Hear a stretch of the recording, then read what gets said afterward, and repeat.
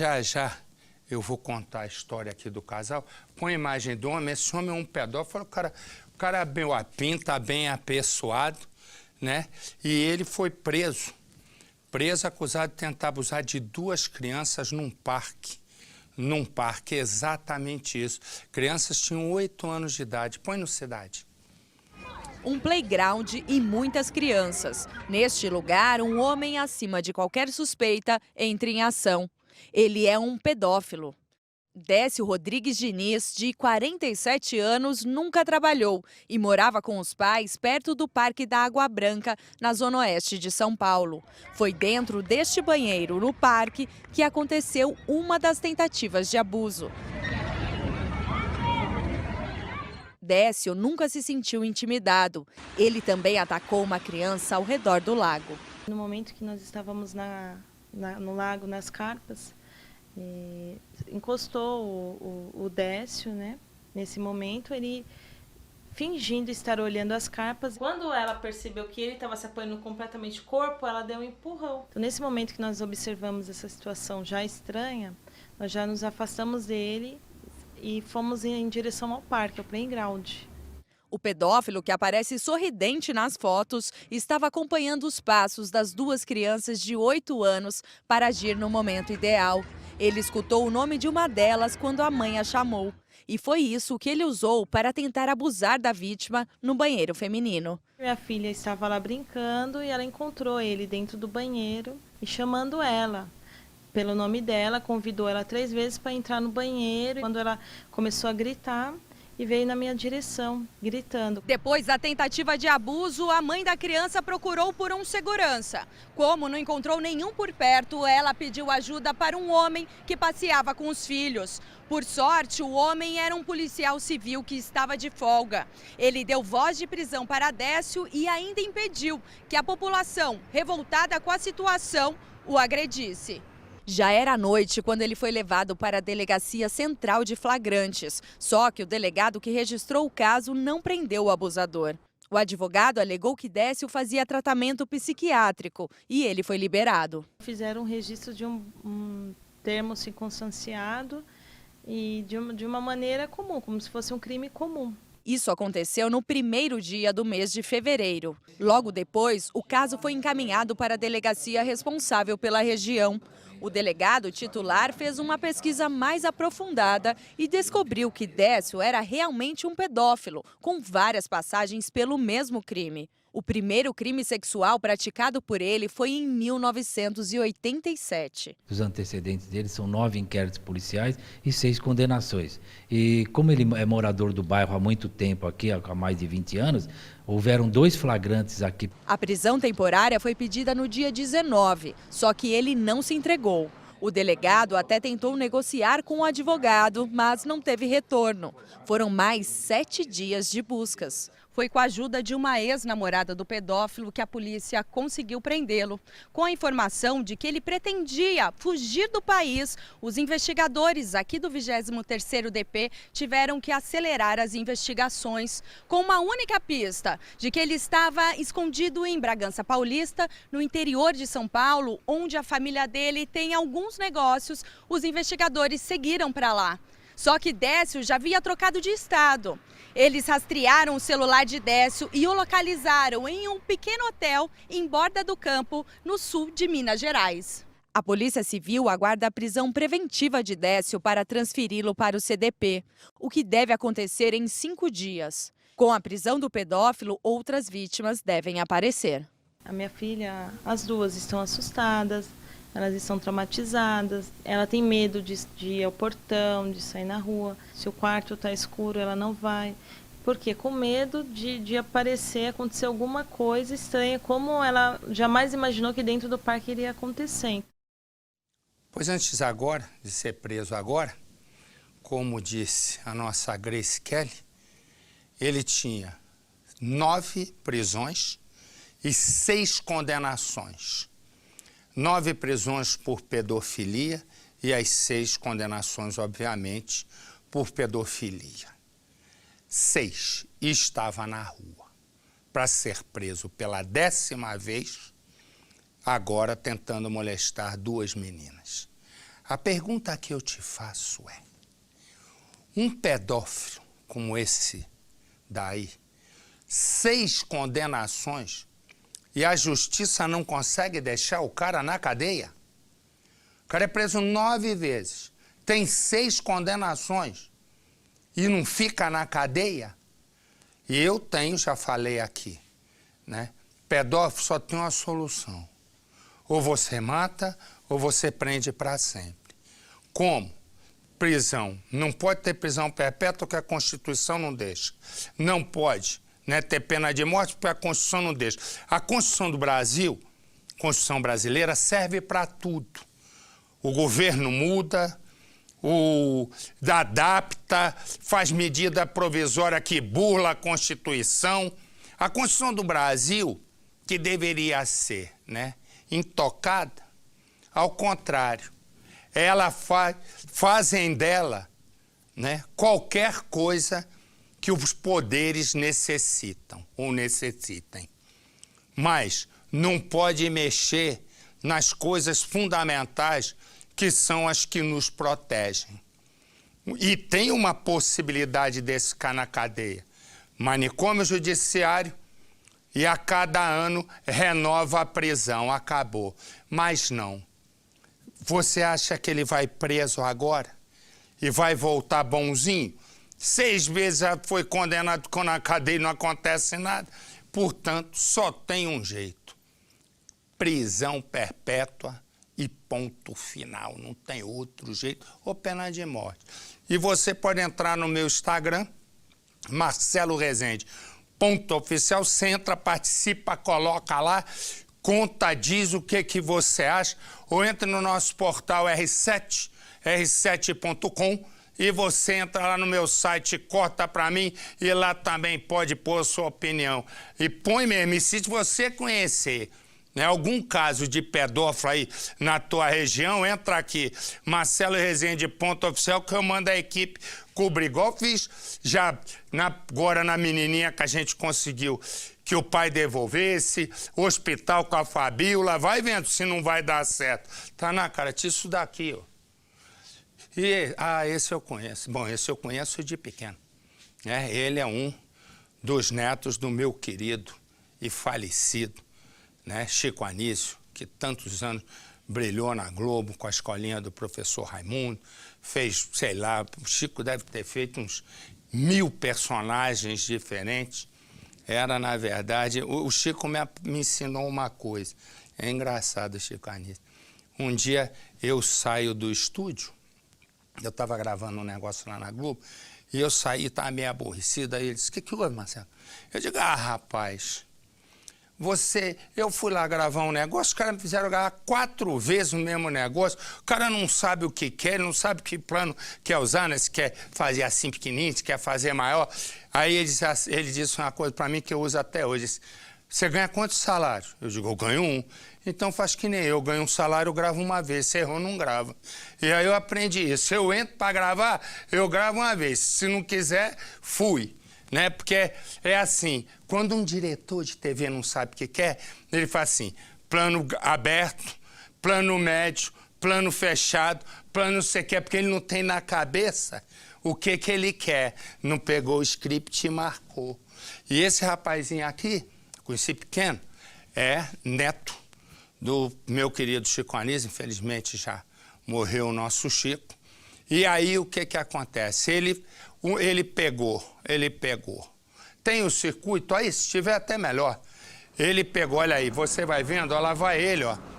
Ele vai pegar um táxi, ele está num shopping, ele chama-se Rian. Ele vai pegar um táxi e aí, ó, ele tinha dito para a mãe que ia para a autoescola. Lá tá ele, ó. Repare, ele vai saindo do shopping em busca de um táxi. Ele vai, faz sinal, repara que ele faz um sinal, ele pega um táxi e o Rian simplesmente desapareceu. Põe no Cidade. As câmeras de segurança mostram o momento em que o músico Rian Brito sai de um shopping na zona sul do Rio e entra em um táxi. As imagens foram registradas na última terça-feira, às 1h20 da tarde, do mesmo dia em que o jovem desapareceu. Com a ajuda das imagens, a polícia tenta agora identificar quem seria o taxista que fez a corrida e descobrir também qual era o destino de Rian naquele dia. Agentes da Delegacia de Descoberta de Paradeiros também analisam imagens de outras câmeras que possam ter flagrado o trajeto de Rian. Filho do ator Niso Neto com a atriz e cantora Brita Brasil, Rian Brito, de 25 anos, é músico e está terminando a faculdade de produção musical. De acordo com a mãe, o jovem saiu de casa dizendo que ia para a autoescola. Era nesta unidade, em São Conrado, que Rian teria as aulas de direção. Faltavam apenas 3 para ele fazer o teste no Detran.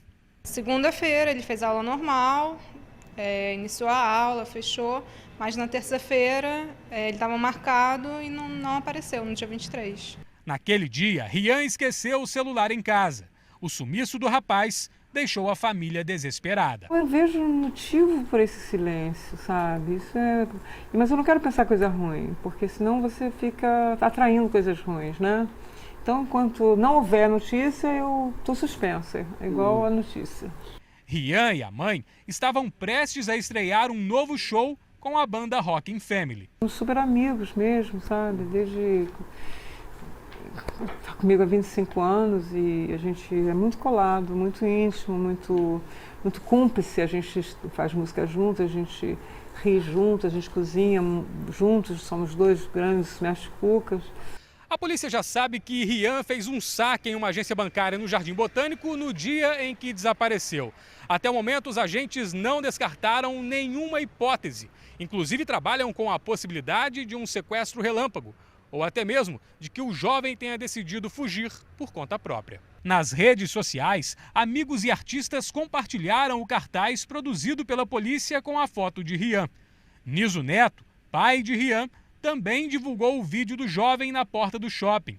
Uma tentativa de conseguir mais informações a respeito do paradeiro do músico e colaborar com o trabalho da polícia. Olha aqui, você vai vendo, aí sim, ele no momento não estava usando barba. Corta para mim. E eu vou direto ao Rio de Janeiro com o nosso Hernani Leva Bala, que tem mais informações. Diga lá, Hernani, boa noite. Boa noite, Marcelo. Agentes da Delegacia de Descoberta de Paradeiros foram acionados para o município de Quissamã, no norte do estado do Rio de Janeiro. Eles foram mobilizados depois que policiais civis da própria cidade encontraram objetos e documentos que seriam do neto do humorista Chico Anísio. Isso numa estrada de difícil acesso. Neste momento, equipes fazem buscas em pousadas da região e também numa área de mata. O Disque Denúncia, Marcelo, recebeu mais de 100 ligações com informações sobre o paradeiro de Rian, mas a polícia não divulgou o conteúdo desses telefonemas, Marcelo. Valeu, obrigado, meu garoto. Então, qualquer novidade, põe a foto dele. Se alguém tiver alguma informação, né, no Rio de Janeiro que possa passar, pode ligar para a polícia, ligue para o Disque Denúncia e a sua identidade vai ser mantida no mais absoluto sigilo. Corta para mim, bota os 2 bloques. Aí acontece o seguinte, Marcos e Diego, eles adoram jogar bola. E eles jogam bola onde moram ali. Só que um não vai com a cara do outro. Estavam jogando bola, começa uma discussão. Aí o Diego parte para cima do Marcos. Vou repetir. Moram na mesma rua, não se dão lá muito bem. Mas foram jogar bola. Futebol. Bola para cá, bola para lá, e tal. Tiveram discussão durante a partida. Aquele débil mental, ele foi lá e matou o outro, acredita? Não dá para acreditar que um jogo de futebol, uma brincadeira. Brincadeira de rua. Põe no Cidade. Do portão, os pais olham para a rua onde Marcos nasceu e morreu. Uma ferida que nunca irá cicatrizar. O coração de uma mãe despedaçado. É difícil. Não é fácil. Você não tem mais seu filho. Então... Marcos tinha 18 anos quando foi morto. O assassino é Diego, 10 anos mais velho que a vítima. Além de tudo, vizinho de Marcos. O rapaz morreu fazendo o que mais gostava, jogar bola. Naquele dia, Marcos estava em casa. A mãe ligou para que ele fosse buscá-la no trabalho. Ele então saiu de carro e assim que voltou, alguns amigos o chamaram para jogar futebol, aqui mesmo na rua. No total eram 7 homens, entre eles estava o assassino. De acordo com as testemunhas, o time em que Marcos jogava estava ganhando. Isso irritou Diego, principalmente ao saber que a vítima jogava melhor que ele. Durante a partida, Diego ameaçou Marcos, disse que não sabia do que ele era capaz. Muito nervoso, o assassino entrou em casa. Marcos também foi para casa. Ele queria pegar o celular. Não demorou muito e os amigos novamente o chamaram para jogar. Marcos então saiu, veio em direção aos amigos que estavam aqui. Não demorou muito e Diego apareceu. Não falou nada e com uma faca atacou a vítima. Marcos ainda correu, tentou ir para casa, mas caiu exatamente aqui. Diego fugiu na mesma hora com a arma do crime. Veronice estava na sala de casa quando recebeu a notícia. Ela ainda correu para tentar ajudar o filho. Tem hora que eu me culpo, porque eu não consegui tirar ele do chão. Porque ele veio correndo até mim, mas não conseguiu chegar, ficou na calçada da vizinha. E começou a montoar de gente, ninguém me falava aonde foi o ferimento. Eu ligava para a ambulância, ela queria saber como foi o ferimento, eu não sabia. Marcos morreu ali mesmo, onde ele costumava passar os dias se divertindo com os amigos. Agora fica a pergunta: quem é Diego? O assassino morava nesta casa na mesma rua há mais de 10 anos. Ele vivia com o irmão, nunca trabalhou e mais, nunca havia se aproximado de Marcos. A família da vítima pouco sabia sobre Diego, mas 5 meses antes do crime acontecer, ele se aproximou de Marcos. Os dois começaram uma amizade. Onde a vítima ia, Diego estava atrás. No início, a família achou estranho, mas depois não viu nenhuma maldade em Diego. O Diego aproximou de uma forma que, eu te falar a verdade, era demais. Chegava até, toda hora chegando no Marcos. Mas os pais não acreditam que Marcos foi morto apenas por uma discussão banal. Há cerca de 2 anos, ele foi ameaçado por um morador do bairro. O pai prefere não dar o nome, tem medo. Tem uma ameaça de morte e foi elaborado um boletim de ocorrência. Na ocasião, Marcos tinha 16 anos. Ele estava jogando futebol no bairro quando a bola acabou acertando o rapaz, que começou a brigar com ele. O pai ainda tentou defender o filho e resolver a situação, mas foi agredido pelo morador, que em seguida ameaçou Marcos de morte. O caso foi parar na delegacia. Pai e filho registraram um boletim de ameaça. Depois disso, Marcos foi orientado pelos pais para não se aproximar do rapaz. Eles tinham medo que algo pudesse acontecer. Diego era muito próximo do morador que ameaçou Marcos. Estava sempre na casa dele. Por este motivo, Veronice acredita que o crime foi planejado e que Diego foi pago para matar Marcos. Para mim, foi uma coisa premeditada, sabe? Que eles planejaram. Semanas antes do crime acontecer, Diego falava pela rua que iria matar alguém. O Diego falou que ele ia matar alguém da rua Tabuleiro Grande. Como o Tabuleiro Grande é grande, mas o pedaço nosso é só esse pedacinho aqui. Depois lá para baixo vai, certo? Então eu acho que foi um pouco premeditado. O delegado ouviu as pessoas que estavam na rua no dia do crime. Com base no depoimento delas, ele pediu a prisão de Diego, mas o criminoso continua foragido. Parentes e amigos de Marcos também foram ouvidos. Agora o delegado deve chamar para prestar depoimento o morador que havia ameaçado a vítima. Marcos trabalhava como ajudante geral. Estava solteiro e pretendia voltar a estudar. Ele queria fazer um curso de empilhadeira no Senai. Ele estava muito alegre, estava muito contente, sabe?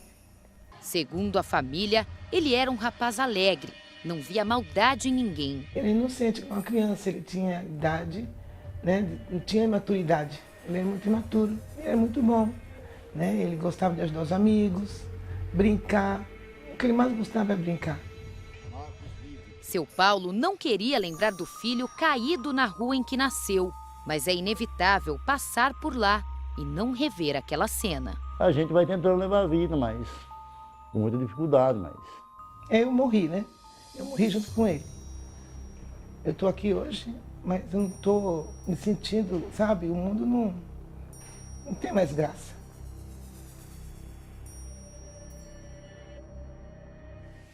E ele está foragido e o nosso Bruno Peruca tem as informações sobre o homem que está foragido. Diga lá, Bruno. Marcelo, ele está foragido, o que a polícia fez? A polícia foi até em alguns lugares onde ele poderia estar para poder tentar encontrá-lo e dar essa voz de prisão pelo crime que ele cometeu. Só que ele não foi encontrado na casa de parentes e muito menos na casa de amigos. Até alguns comércios que ele frequentava também não foi encontrado. Então é importante para quem estiver acompanhando fazer a denúncia e ajudar a polícia a colocar o homem atrás das grades, Marcelo. O que é isso aqui desse lado direito teu? Qual? Aí atrás. Aqui? Aí atrás é um cano? É um cano isso aí? É um cano. É um cano. Agora, chega um pouquinho para a esquerda para mim. Vai chegando para a esquerda. Para mim... Vai chegando. Isso. Melhora para você visualmente?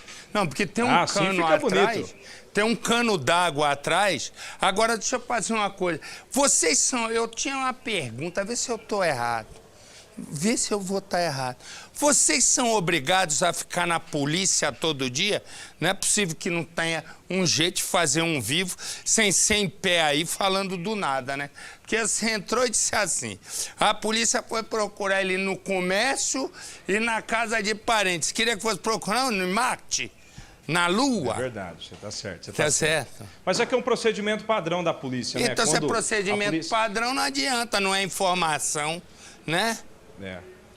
Mas é que, às vezes, a gente também não consegue, com a polícia, muitas informações, porque eles trabalham, às vezes, com sigilo também, né, Marcelo? Para não divulgar um ponto, outro, onde o criminoso possa estar, porque, às vezes, ele pode até fugir. Agora, com relação à polícia, que hoje eu estou aqui no DHPP, Marcelo, porque o pessoal do DHPP foram, né, ouvir hoje, os policiais foram ouvir hoje, né, o padrasto e a mãe do garoto Ezra, na Polícia Federal. Então a gente veio saber se tinha algum detalhe a mais sobre o caso. Porque eu estava achando que tinham te posto uma roubada. E eu tô aqui para te defender. Eu sou... Obrigado, Marcelo. Eu sou a sua defesa. Porque essa informação que você deu agora, eu vou te contar. É uma cascata monstro, porque não tinha uma informação. A polícia, eu tô só ouvindo. A polícia foi no comércio que ele frequentava. Como é que a polícia vai saber qual é o comércio? Foi na casa de parente. Eu olhei e digo, não tá sabendo o que tá falando. Até logo. Até logo. Os caras acham que eu sou abestalhado. Eu lido com isso um monte de tempo. Eu já tenho um que, ó, só repete o que falo. Agora vou ter outro que não vai contar nada pra gente. Deve estar brincando. Ô, Marcelo, cadê? Mas aquele cano lá, queriam fazer o nosso querido Bruno entrar pelo cano, né? Não entrou pelo cano, porque eu tô só olhando. Eu digo, como é que pode? Eu não tenho uma informação, né? Porque normalmente assim, não, olha, a polícia fez um troço na Zona Leste, não sei o quê, papapi, entrou na rua tal, tem um mandado, encontrou 3 cuecas dele. Não tinha informação, eu tô com essa fiada pra encher tempo comigo, não. Pode, ó, quem mandou ele pra lá isso aí, pode tirar daqui, hein? Os caras pegam o pobre do Bruno Peruca, que já é meio atrapalhado, pra fazer um negócio desse, acho que eu e você vamos deixar passar. Tá brincando, pensa assim, era um ponto ônibus, teve um assalto. Aí uma vítima, por conta própria, decidiu investigar o crime. Mostra o bandido pra mim aí, vai vendo. Aí o que aconteceu? A vítima procurou imagem de câmera de segurança, identificou um dos bandidos, aí ligou para a polícia assim, ô, seu polícia, fiz o trabalho de vocês, pelo menos agora vem prender para aparecer na televisão. Põe no Cidade. A vítima caminha tranquila na calçada. 2 homens passam. Um deles olha para trás e conversa com o comparsa. O suspeito, de camisa listrada e mochila nas costas, aponta a arma e rouba o administrador. O assalto foi às 4h30 da tarde. Inconformado com o roubo, o próprio administrador procurou imagens de circuitos de segurança, que poderiam ter registrado o crime. A gravação ajudou na identificação de um dos suspeitos. Todo cidadão deve se preocupar com isso, né? Não só questionar a polícia, a justiça, o Estado, ele tem que procurar também, de alguma forma, auxiliar a polícia. O ladrão foi preso uma semana depois e após cometer outro roubo. A maneira como agia era sempre a mesma. Os alvos também. A escolha das vítimas era aleatória, mas os ladrões davam preferência para os pedestres. Sempre abordavam e pediam os celulares e a aliança. Segundo a polícia, em 2 semanas, 6 pessoas foram assaltadas. Este de camisa listrada, algemado na companhia da polícia, é o rapaz que aparece no vídeo assaltando o administrador. Weber Eustáquio Bispo, de 27 anos, confessou ter participado dos crimes. O primo dele, o Wallace Thiago de Oliveira Bispo, de 26 anos, também foi preso. Os dois estavam neste carro, que pertence ao suspeito. O Wallace nega envolvimento com os crimes. E deixa eu dizer uma coisa. Num país onde a vítima é quem investiga, vai dar certo mesmo. Por sinal, falar investiga, eu já vou falar e o ex-presidente Lula e a esposa dele, Marisa, tem que depor no Ministério Público Estadual para falar sobre um triplex que ele teria se interessado para comprar. É uma história comprida. E entrou uma medida na justiça para não ir depor. Já eu vou explicar o caso. Essa reportagem aqui, esse menino estava sem o rostinho coberto. Eu cheguei a começar a contar, mas aí pedi para esperar que o rostinho dele não está. E não está. Repara o que eu vou dizer. O maior erro dessa reportagem está aqui. E vou explicar por quê. Porque ele tem 7 anos de idade e ele está desaparecido há 20 dias. Como a lei obriga que tampe o rosto da criança. Resumo, se ele está desaparecido, como é que eu posso identificar, pedir para ajuda, se eu sou obrigado a tampar o rosto da criança?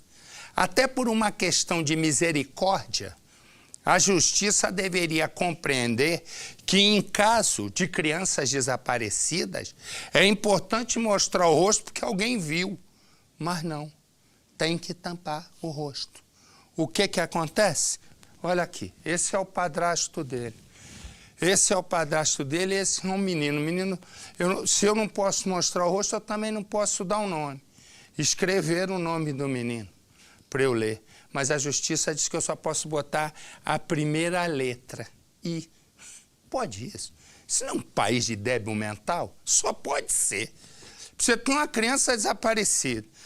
Todo mundo pedindo para encontrar a criança. Eu tenho a possibilidade de botar a criança aqui e nós todos, eu e você, né, damos uma pista, entrar no meu Instagram, contar, eu vou lá, peço para a repórter. Não pode. Quer dizer, isso aqui só pode ser um lugar de maluco, onde eu e você vivemos. Porque não é possível. O pedido é, vamos encontrar essa criança. Como? Né? E o que é? Ele está desaparecido há 20 dias. Começa assim, isso é uma história antiga. Antiga que eu digo é essa confusão da cara do menino. A polícia não tem nenhuma pista. Até que o padrasto, que é esse que está aqui, é chamado para um depoimento. O delegado e o escrivão que estão tomando o depoimento não sentem muita firmeza, mas ficam na deles. Chamam o padrasto para novo depoimento. Ele começa a se contradizer. Chamam ele para 5 depoimentos. Ele dá 5 versões diferentes. Erro de horário, erro de trajeto, erro de desaparecimento, erro de quando o menino foi visto. Resumo, o padrasto tinha sido, né, a última pessoa vista com o menino. O padrasto também, no dia que o menino desaparece, manda lavar o carro. Né? E aí o que ocorre? A polícia vai, tem uma certeza. O desaparecimento do menino está ligado ao padrasto, que está preso. Põe no Cidade. São 20 dias sem notícias do menino Ícaro Alexandre Pereira, de 7 anos de idade. Ele deveria estar frequentando essa escola de Balneário Camboriú. O ano letivo começou e nada de Ícaro aparecer. Professores estão preocupados. A diretora não quis gravar entrevista, mas disse que o menino não saía sozinho da escola, sempre estava acompanhado da mãe ou do padrasto. A Polícia Civil ainda trabalha com 2 linhas de investigação: desaparecimento e até mesmo com a possibilidade de Ícaro ter sido morto. Não há provas contra o padrasto do menino, mas Aloy Gebauer, de 41 anos de idade, foi preso na manhã de domingo.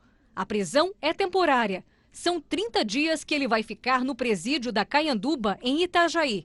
Nesse tempo, a Polícia Civil espera concluir o inquérito.